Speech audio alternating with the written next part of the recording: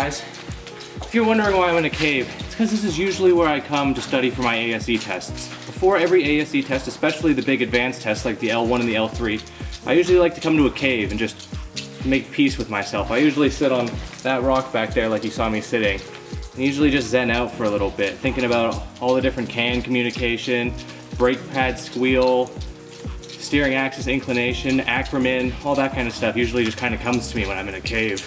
Now, I know that there's a lot of aspiring technicians that follow me on here, and a lot of you guys might be trying to take your ASE tests at the moment, and they might not be doing so hot. If you want to do as good as I have, you're probably going to want to follow my methods. Now trust me, ASE tests may seem extremely difficult if you've never taken one before.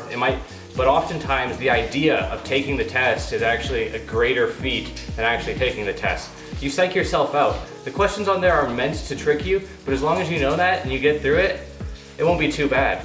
Something that is often spoke about, but I think has every right to be repeated over and over again, is the accept questions. You're always going to want to look out for those accept questions. Oftentimes they'll throw something in there just on a whim and hope you don't realize. Now as I get deeper and deeper into this cave, I'm starting to figure out more and more of what the tests are going to be like. The deeper you go, often the better time you have comprehending the test you're about to take. Now I think the most important part when you're studying for your ASE test is not to get burnt out.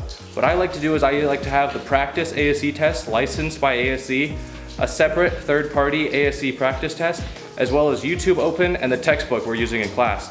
That way I can do a few official ASE tests, questions. After that, go over to YouTube.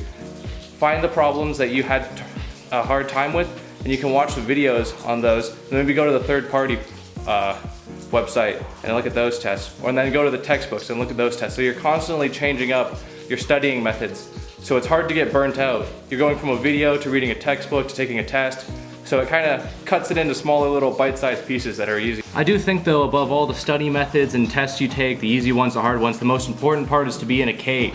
You always want to be in an ice cave before you take these tests. It really helps, trust me. Well, I think that's about all I got for right now on ASE tests. We got a few more test takers coming down the pipe, so see ya.